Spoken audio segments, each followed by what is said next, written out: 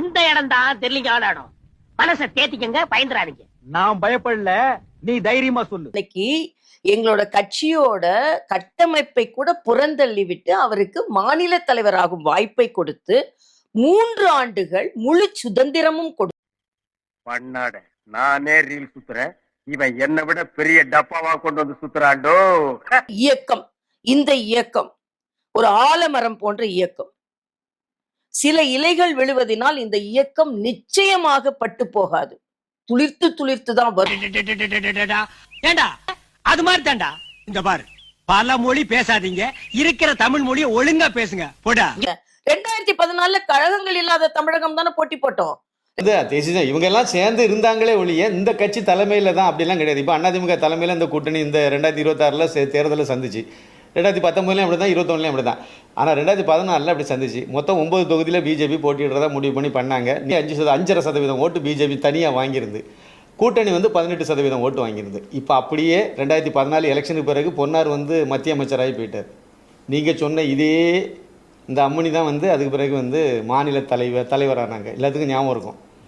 2016 118 188 தொகுதியில் பிஜேபி போட்டிட்டது சட்டமன்ற தேர்தல். திமுக கூட்டணி கிடையாது, அதிமுக கூட்டணி கிடையாது. அது இல்லாத ஒரு கூட்டணியை இந்த அம்மா தலைமையில் உருவாக்கி போட்டிட்டாங்க. 188 இடத்துல பிஜேபி போட்டிட்டது. வாங்கின ஓட்டு எவ்வளவு? 2.6% ஓட்டு.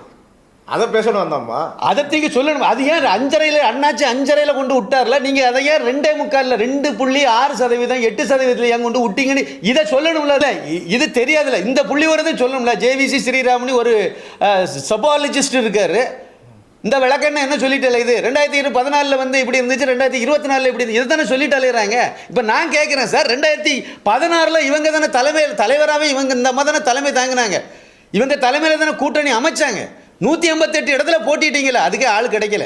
மிச்சம் இதில் பொழுது ஆள் கிடைக்காம மற்ற கூட்டணியில் உள்ள கட்சிகளுக்கு தள்ளி விட்டீங்க. அந்த லட்சணத்தில் தானே பிஜேபி வச்சிருந்தீங்க. பிஜேபி அதே அதிமுக திமுக இல்லாத கூட்டணி தானே. அப்படியே வாங்க 2019 வாங்க. இன்னைக்கு அதிமுக தலைமையில் தானே கூட்டணி அமைஞ்சுது. எத்தனை ஓட்டு வாங்கினீங்க? 2.8% ஓட்டு.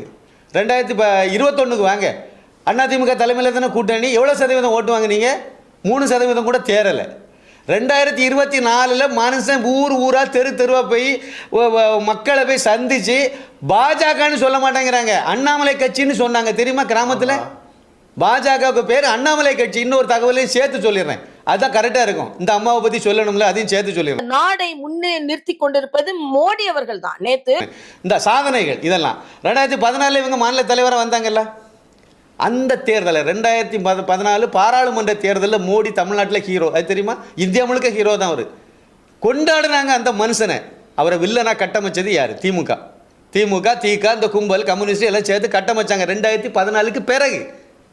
அப்போ மாநில தலைவராக பாஜகவில் இருந்தது யார்? இந்த அம்மா தானே இருந்துச்சு. அதுக்கு என்ன எதிர்வினை ஆட்டினாங்க?